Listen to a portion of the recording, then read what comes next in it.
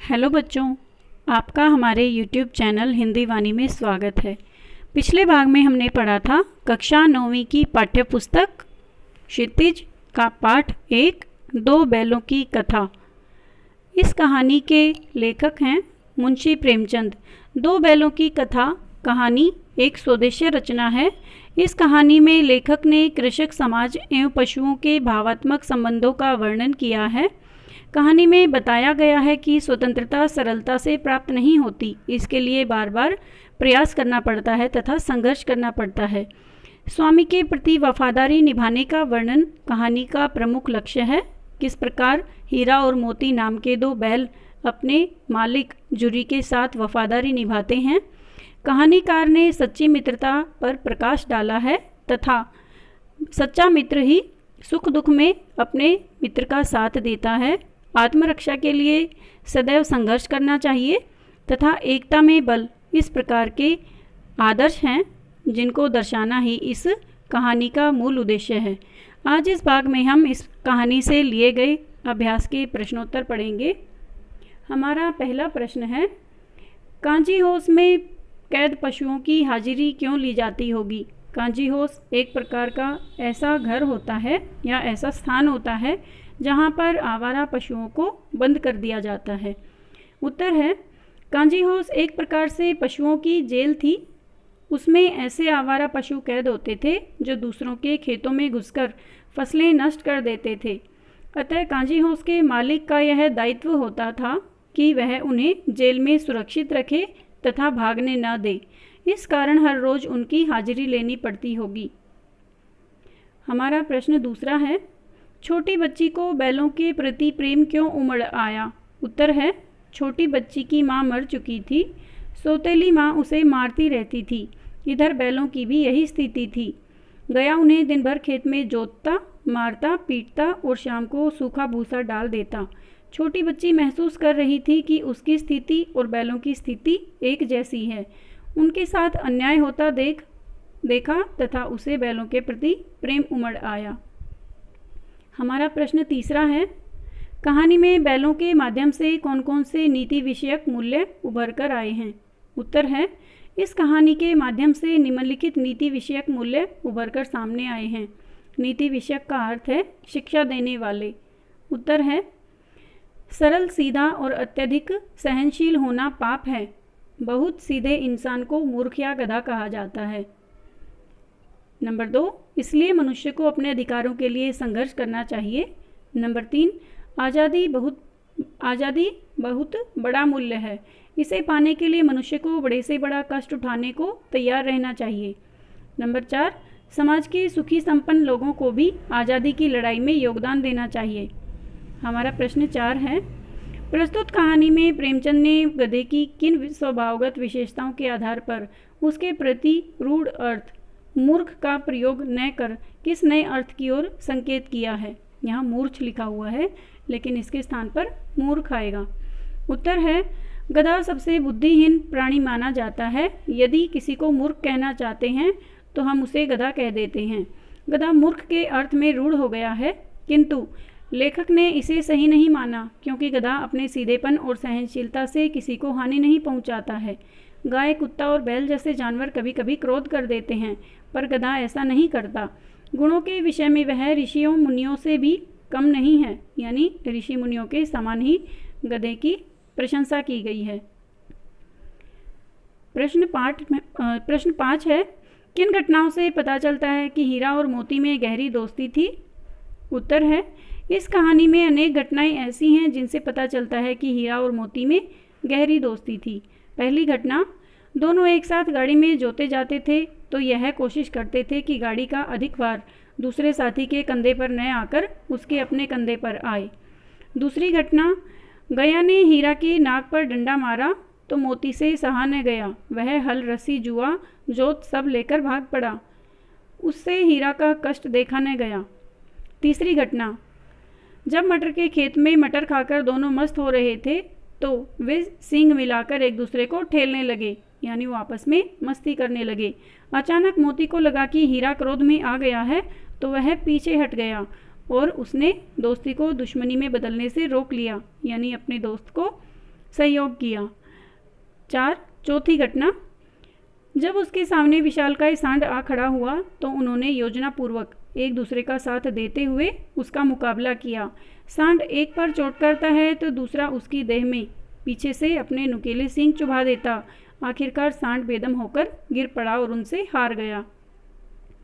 5वीं घटना, मोती मटर के खेत में मटर खाते खाते पकड़ा गया। हीरा उसे अकेला विपत्ति में देखकर वापस आ गया। वह भी मोती के साथ पकड़ा गया, यानी उसने अपने मित्र का साथ नहीं छोड़ा तथा खुद को भी पकड़वा लिया।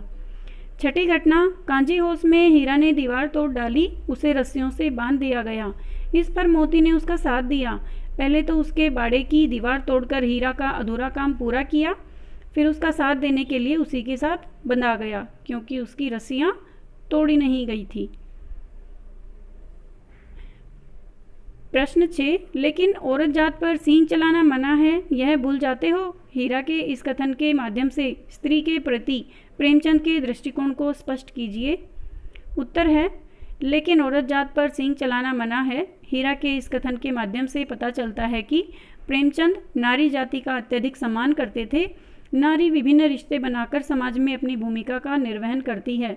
वह त्याग, दया, ममता, सहनशीलता का जीता जागता उदाहरण है। विपरीत परिस्थितियों में यदि नारी में क्रोध जैसे भाव आ भी जाते हैं तो इससे उसकी गरिमा कम नहीं हो जाती और न ही उसके सम्मान में कमी आ जाती है। लेखक महिलाओं के प्रति अत्यधिक सम्मान रखता है। उसने यह भी कहना चाहा है कि जब पशु भी नारी जाति का सम्मान करते हैं तो मनुष्य को नारी जाति का सम्मान हर स्थिति में करना चाहिए। हमारा प्रश्न 7वां है, किसान जीवन वाले समाज में पशु और मनुष्य के आपसी संबंधों को कहानी में किस तरह व्यक्त किया गया है? उत्तर है, किसान जीवन में पशुओं और मनुष्यों के आपसी संबंध बहुत गहरे तथा आत्मीय रहे हैं। किसान पशुओं को घर के सदस्य की भांति प्रेम करते रहे हैं और पशु अपने स्वामी के लिए जी जान देने को तैयार रहे हैं। जूरी हीरा और मोती को बच्चों की तरह स्नेह करता था, तभी तो उसने उनके सुंदर सुंदर नाम रखे, हीरा और मोती। वह उन्हें अपनी आंखों से दूर नहीं करना चाहता था। जब हीरा मोती उसकी ससुराल से लौटकर वापस उसके स्थान पर आ जाते हैं तो उसका हृदय आनंद से भर गया। गांव भर के बच्चों ने भी बैलों की स्वामी भक्ति देखकर उनका अभिनंदन किया। इससे पता चलता है कि किसान अपने पशुओं से मानवीय व्यवहार करते हैं। उनके मन में भी स्नेह, प्रेम जैसे उच्च भावनाएं रहती हैं। हमारा प्रश्न 8वां है, इतना तो हो ही गया कि 9-10 प्राणियों की जान बच गई, वे सब तो आशीर्वाद देंगे। मोती के इस कथन के आलोक में उसकी विशेषताएं बताइए। मोती ने इस प्रकार का कथन हीरा को कहा था, इतना तो हो ही गया कि 9-10 प्राणियों की जान बच गई, वे सब तो आशीर्वाद देंगे। मोती के इस कथन से पता चलता है कि वह परोपकारी स्वभाव वाला प्राणी है। परोपकार की भावना, ऐसी भावना वह मन में नहीं रखता है, बल्कि इसे व्यवहारिक रूप में भी दर्शाता है। वह बाड़े की कच्ची दीवार को तोड़कर 9-10 प्राणियों को भगा देता है जो वहाँ पर बंद किए गए थे, ताकि उनकी जान बच जाए। मोती सच्चा मित्र भी है। वह कांजी होश में हीरा को अकेला छोड़कर नहीं जाता। वह आशावादी भी है। उसे विश्वास है कि ईश्वर उनकी जान अवश्य बचाएंगे। प्रश्न 9वां है, आशय स्पष्ट कीजिए। क अवश्य ही उनमें ऐसी कोई गुप्त शक्ति थी जिससे जीवों में श्रेष्ठता का दावा करने वाला मनुष्य वंचित है। यह कथन बैलों के बारे में कहा गया है। ख उस एक रोटी से उनकी भूख तो क्या शांत होती, पर दोनों के हृदय को मानो भोजन मिल गया। उत्तर है, क का उत्तर है, हीरा और मोती बिना कोई वचन कहे एक दूसरे के मन की बात समझ जाते थे। प्राय वे एक दूसरे से स्नेह की बातें सोचते थे, एक दूसरे की भलाई की बातें सोचते थे। यद्यपि मनुष्य स्वयं को सब प्राणियों में श्रेष्ठ मानता है, किंतु उनमें भी यह शक्ति नहीं होती और सभी मनुष्यों में कभी न कभी वैर विरोध का भाव विद्यमान अवश्य रहता है, लेकिन इन बैलों में इस प्रकार की भावनाओं का प्रदर्शन नहीं दिखाया गया है। ख का उत्तर है, हीरा और मोती गया के घर बंधे हुए थे। गया ने उनके साथ अपमानपूर्ण व्यवहार किया था, इसलिए वे क्षुब्ध थे। परंतु तभी उन्हें एक नन्ही लड़की ने आकर एक एक रोटी खिला दी थी। उस रोटी से उनका पेट तो नहीं भर सकता था, परंतु उसे खाकर उनका हृदय जरूर तृप्त हो गया।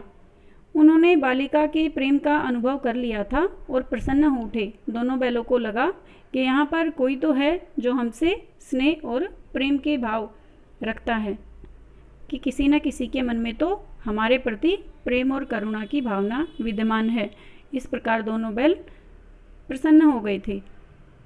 हमारा प्रश्न 10 है, गया ने हीरा मोती को दोनों बार सूखा भूसा खाने के लिए दिया क्योंकि क गया पराए बैलों पर अधिक खर्च नहीं करना चाहता था। ख गरीबी के कारण खली आदि खरीदना उसके बस की बात नहीं थी।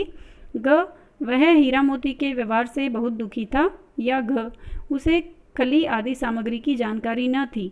सही उत्तर के आगे राइट का निशान लगाइए। सही उत्तर है वह हीरा मोती के व्यवहार से दुखी था। जब गया जुरी के घर से हीरा और मोती को लेकर चला, तब हीरा और मोती ने विद्रोह कर दिया था, उसके साथ असहयोग कर दिया था, जिसके कारण वह बहुत अधिक दुखी हो गया था। इसलिए उसने दोनों बैलों को दोनों बार सूखा भूसा खाने के लिए दिया था। उम्मीद है बच्चों आपको अभ्यास के प्रश्नोत्तर समझ में आ गए होंगे। यदि आपको यह वीडियो अच्छा लगा तो आप इसे अपने दोस्तों के साथ शेयर ज़रूर करें। यदि कोई सुझाव है तो हमें कमेंट करके ज़रूर बताइएगा। धन्यवाद।